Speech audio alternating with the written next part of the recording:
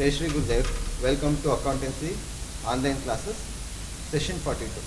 So, ಇವತ್ತಿನ session ಅಲ್ಲಿ will move on to one more step. So ಆ ಸ್ಟೆಪ್ಪಲ್ಲಿ ಏನು ಅಂಡರ್ಸ್ಟ್ಯಾಂಡ್ ಆಗಬೇಕು ನಿಮಗೆ, ಪ್ರಾವಿಷನ್ ಫಾರ್ ನಾವು ಡಿಸ್ಕಸ್ ಮಾಡ್ತಾ ಇದ್ವು.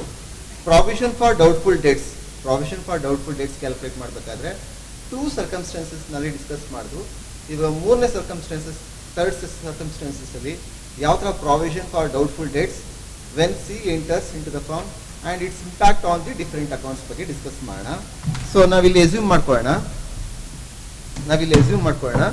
A and B are partners, A and B ಯಾರು ಇದು existing partner,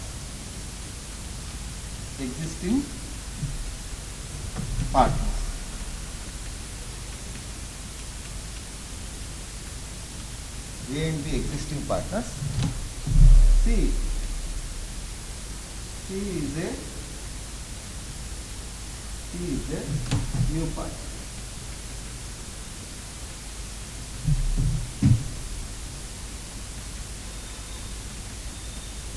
C is a new partner. Okay. So now abstract balance sheet ತಗೋಣ. Balance sheet as on 31st March 2019 ಇಟ್ಕೊಳ್ಳೋಣ. Okay,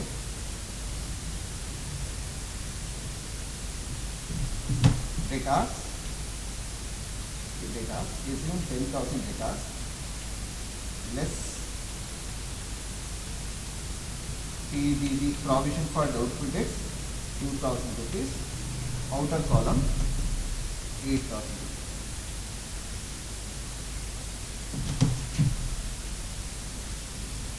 ಇದು abstract balance sheet. Okay, so ಇದು balance sheet ಅನ್ಕೊಳ್ಳಿ abstract. ಈಗ C entered on 1/4/2019. Okay, so PDD ಅಂದರೆ provision for doubtful dates adjustment ಏನಿರುತ್ತೆ, provision for doubtful debts created at 10% on debtors. DRS ಅಂದರೆ data. ನೋಡಿ, PDD ಅಂತ ಹೇಳಿದ್ರೆ ಪ್ರಾವಿಷನ್ ಫಾರ್ ಡೌಟ್ಫುಲ್ ಡೇಟ್ಸ್ ಅಂತ ಹೇಳಿದ್ರೆ ರಿವ್ಯಾಲ್ಯೂಯೇಷನ್ ಆಫ್ ಅಸೆಟ್ ಅಂತ. ನೋಡಿ, ರಿವ್ಯಾಲ್ಯೂಯೇಷನ್ ಆಫ್ ಅಸೆಟ್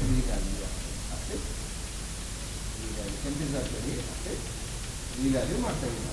ಓಕೆ, ಅಂದ್ರೆ ಏನಾಗಿದೆ, ಸಿ ಎಂಟ್ರಿ ಕೊಟ್ಟ ತಕ್ಷಣ ನಮಗೆ ಎ ಅಂಡ್ ಬಿಗೆ ಅನಿಸ್ತು ನಾವು ಮತ್ತೆ ಡೇಟಾಸ್ನ ರಿವ್ಯಾಲ್ಯೂ ಮಾಡಬೇಕು ಅಂತ ಅನಿಸ್ತು. ಓಕೆ, ಇಲ್ಲೇನಾಯಿತು ನೋಡಿ, ಆಲ್ರೆಡಿ 10,000 rupees ಇದು ಡೇಟಾಸ್ ಅಂದರೆ ಏನಿದೆ, 10,000 rupees ನಮಗೆ ಡೇಟಾಸಿಂದ ದುಡ್ಡು ಬರಬೇಕು. ಸೊ ಈ ಟೈಮಲ್ಲಿ 31st March 2019 ನಾವೇನಂತ ಎಸ್ಯೂಮ್ ಮಾಡಿದ್ವಿ ಅಂದರೆ 10,000 ದುಡ್ಡು ಬರಲ್ಲ, 8,000 ಬರುತ್ತೆ, 2,000 ಲಾಸ್ ಆಗುತ್ತೆ ಅಂತ. PDD is nothing but a loss. Okay, PDD is nothing but a loss. 2,000 loss ಆಗುತ್ತೆ.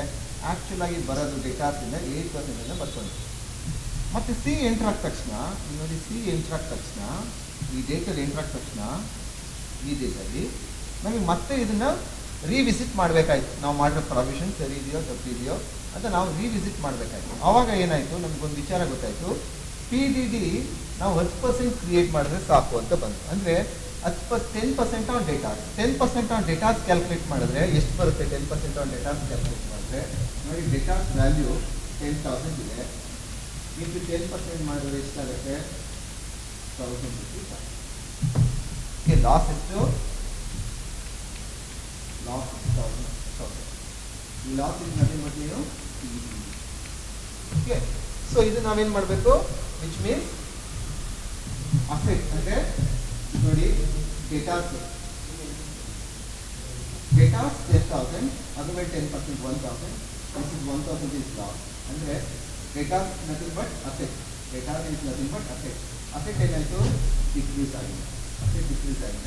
ಸೊ ಆದ್ದರಿಂದ ರಿವ್ಯಾಲ್ಯೂಯೇಷನ್ ಅಕೌಂಟ್ ರಿವ್ಯಾಲ್ಯೂಯೇಷನ್ ಅಕೌಂಟ್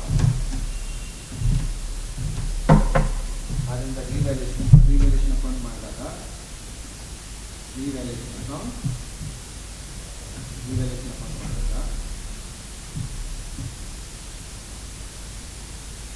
ಇದು ರಿವ್ಯಾಲ್ಯೂಯೇಷನ್ ಅಕೌಂಟ್ ನಿಮಗೆ ಗೊತ್ತಿದೆ ನೋಡಿ. ಕ್ರೆಡಿಟ್ ಸೈಡು ಅಸೆಟ್ಸು ಇನ್ಕ್ರೀಸ್ ಆದರೆ ಕ್ರೆಡಿಟ್ ಸೈಡ್, ಅದೇ ಡಿಕ್ರೀಸ್ ಆದರೆ ಡೆಬಿಟ್ ಸೈಡ್. ಅದೇ ಲಯಬಿಲಿಟಿ ಡಿಕ್ರೀಸ್ ಆದರೆ ಕ್ರೆಡಿಟ್ ಸೈಡ್, ಲಯಬಿಲಿಟಿ ಇನ್ಕ್ರೀಸ್ ಆದರೆ ಕ್ರೆಡಿಟ್ ಸೈಡ್. ಸೊ ಇದು ಡೆಬಿಟ್ ಸೈಡ್ ಎಲ್ಲ ಲಾಸಸ್ನ ರೆಕಾರ್ಡ್ ಮಾಡ್ತೀವಿ, ಡೆಬಿಟ್ ಸೈಡ್ ಎಲ್ಲ ಲಾಸಸ್ನ ರೆಕಾರ್ಡ್ ಮಾಡ್ತೀವಿ, ಕ್ರೆಡಿಟ್ ಸೈಡ್ ಎಲ್ಲ ಗೇನ್ಸ್ನ ರೆಕಾರ್ಡ್ ಮಾಡ್ತೀವಿ, ಕ್ರೆಡಿಟ್ ಸೈಡ್ ಎಲ್ಲ ಗೇನ್ಸ್ನ ರೆಕಾರ್ಡ್ ಮಾಡ್ತೀವಿ. ಅಂಡರ್ಸ್ಟ್ಯಾಂಡ್? ಸೊ ಈ 1000 rupees ನಾವು ಲಾಸ್ನ ರಿವ್ಯಾಲ್ಯೂಯೇಷನ್ ಅಕೌಂಟ್ ರೆಕಾರ್ಡ್ ಮಾಡಬೇಕು. ರೆಕಾರ್ಡ್ ಮಾಡಿ ನ್ಯೂ ಬ್ಯಾಲೆನ್ಸ್ ಶೀಟ್ ಪ್ರಿಪೇರ್ ಮಾಡಬೇಕು. ಜೊತೆಗೆ ಏನು 1000 rupees ಲಾಸ್ ಆಗುತ್ತೆ ಇದು ಪಾರ್ಟ್ನರ್ಸ್ ಕ್ಯಾಪಿಟಲ್ ಅಕೌಂಟ್ಗೂ ಅದು ಏನಾಗುತ್ತೆ ಎಫೆಕ್ಟ್ ಆಗುತ್ತೆ. ಸೊ ಈಗ ರೆಕಾರ್ಡ್ ಮಾಡಿ ಈಗ ರಿವ್ಯಾಲ್ಯೂಯೇಷನ್ ಅಕೌಂಟ್ ಅಂದರೆ ಏನು ಗೊತ್ತಾಯ್ತು. ಈಗ ರೆಕಾರ್ಡ್ ಮಾಡಿದ್ರೆ ಯಾವ ಥರ ರೆಕಾರ್ಡ್ ಮಾಡಿ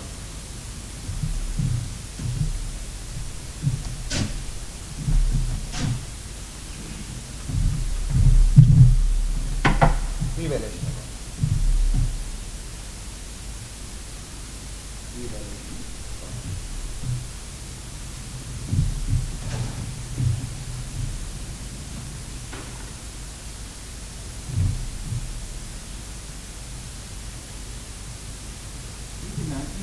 ಮಿಸ್ಟೇಕ್ ಮಾಡಿದ್ದೀವಿ ರಿವ್ಯಾಲ್ಯೂಯೇಷನ್ ಅಕೌಂಟಲ್ಲಿ.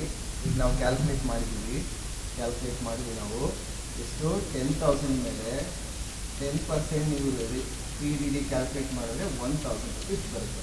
ಓಕೆ, ಆದರೆ ನಾವು ಲಾಸ್ಟ್ ಇಯರ್ ಅಂದರೆ 31st ಮಾರ್ಚಲ್ಲಿ ಎಷ್ಟು ಸಾವಿರ ರೆಕಾರ್ಡ್ ಮಾಡಿದ್ದೀವಿ? 2000 ಲಾಸ್ ಅಂತ ತೊಗೊಂಡಿದ್ವಿ. ಆದರೆ ಆ್ಯಕ್ಚುಲಿ ಲಾಸ್ ಎಷ್ಟು? 1000. ಅಂದರೆ ಇನ್ನು 1000 rupees ನಾವು ಲಾಸ್ ಅಂತ ತೋರಿಸ್ಬಾರ್ದು. ಹೋದ ವರ್ಷ ಪ್ರಾಫಿಟಲ್ಲಿ 2,000 ರೂಪಾಯಿ ಲಾಸ್ ಅಂತ ತೋರಿಸಿ ಪ್ರಾಫಿಟ್ನ ನಾವು ಕಮ್ಮಿ ಮಾಡಿ. ಓಕೆ, ಆ್ಯಕ್ಚುಲ್ ಲಾಸ್ ಏನು ರಿವ್ಯಾಲ್ಯೂ ಮಾಡಿದಾಗ ಆ್ಯಕ್ಚುಲ್ ಲಾಸ್ ಏನು 1000 rupees. ಅಂದರೆ ಈ 1000 rupees ಏನು ಲಾಸ್ ಅಲ್ಲ. ಸೊ ನಾವು ನೆಟ್ ಎಫೆಕ್ಟ್ ಯಾವ ಥರ ಕೊಡಬೇಕು, ಯಾವ ಥರ ನೆಟ್ ಎಫೆಕ್ಟ್ ಕೊಡಬೇಕು ಅಂತ ಹೇಳಿದ್ರೆ ಹೋದ ವರ್ಷ 2,000 ರೂಪಾಯಿ, ಹೋದ ವರ್ಷ 2,000 ರೂಪಾಯಿ ಲಾಭನ ಕಮ್ಮಿ ತೋರಿಸಿದ್ರು. ಅಂದರೆ 2,000 ರೂಪಾಯಿ ಲಾಭ, 2,000 ರೂಪಾಯಿ ಲಾಸ್ ಆಗಿದೆ. ಸೊ ಲಾಭ ಏನಾಯಿತು? ಕಮ್ಮಿ ಆಯಿತು.